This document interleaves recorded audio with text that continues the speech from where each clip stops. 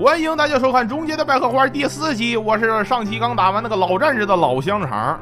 这期开始呢，我们就要前往一个魔法师聚集的地方。来到这个存档点后，我们就继续往下面走。走对了，这黑色骑士就会出来说话。好一片茂密的森林啊，但几乎全被水淹没了。等一下，这之前看到的那个纸上提到的森林，是不是就是这个呀？说是里面有怪物，但是我没印象这个里面有什么特殊的东西啊。之前给大家说不先来这个地方的原因啊，就是这里的怪呀都很阴间，在没拿到大锤之前呀，基本都是刮痧的。这里的蘑菇怪呀，不仅会释放毒气，而且这个子弹呀还是轻微的追踪的，锤子一锤就能把它干虚弱。但是黑色骑士呢，他就不行。众所周知，这里的怪呀都是有霸体护盾的，没打死破盾之前呢，强行给你放一团毒气，你就说你死不死吧。再往前走，很明显啊，水是越来越多了。这个地方我们就可以走一波捷径，跳下来卡在这个地方就能游到前面去，要不然上面还得走一大圈。这里捡到了一个饰品，增加水容和水面发动攻击所造成的伤害，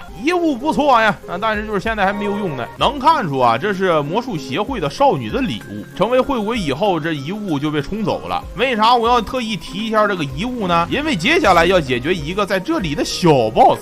往前面走呢，就来到了第一个休息站，这里可以说是魔术师协会与森林的一个交界处。这里有一个魔术协会的指南，主要看这个魔术协会和白教啊有合作关系，还有下面这一个禁止事项，古代咒术等紧急魔术研究。大胆的猜测一下啊，可能没准啊，这个污秽就是这个魔术协会给弄出来的。到了这里啊，应该算是魔术协会的领地了。我们往上走，去寻找丢掉首饰的那个魔术师。不知道大家有没有发现呀？就几乎这些常见的怪呀，必定会有一个跟他相符的一个 boss。悬崖村里的鸟是那个商人，骑士就是那个无头骑士。所以没错的话，这次我们要打的这个小 boss 就是这个君之魔术师。这个魔术师啊，除了会其他的魔术师的技能，还有一个就是瞬移。你说瞬移就有规律的瞬移就完事儿了呗？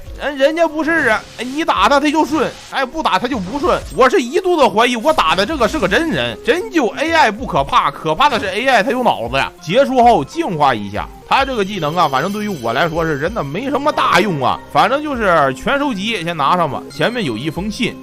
你看我说的没错吧？之前那个遗物戒指就是这个魔术师的，这是他的另一半给他的礼物。具体这个叫梅尔维尔的另一半是谁呢？可能在某个地方某个地点可能就见到了吧。其实每个小 boss 之间呀也有一些小故事，那么这些小故事啊也挺有意思的。一路往下走就来到了第2个存档点了，到了这里应该就算是正式的进入到了协会的里面了。老战士的技能能强化就强化一下，强化到3级最好啊，因为接下来有些捷径啊就靠它了。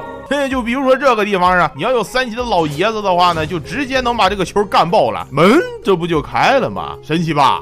我估计作者都没想到呢，不是所有的都可以啊，有的还是要正常的去开。如果说之前的小法师是蘑菇的话呢，接下来后还有一种怪呢，就是花和蘑菇都差不多，最好用大锤直接破防，就非常的好打。一直往下走就来到了存档点休息一下，再往下走就要遇到了魔术师协会的会长了。这里有一个白教书第3章，那么这个协会到底是干啥的呢？污秽到底是不是就是他们弄出来的呢？看看下期我们能不能找到答案。好吧，那么本期节目就到这里了，大家喜欢别忘了点赞关注，咱们下个视频再见。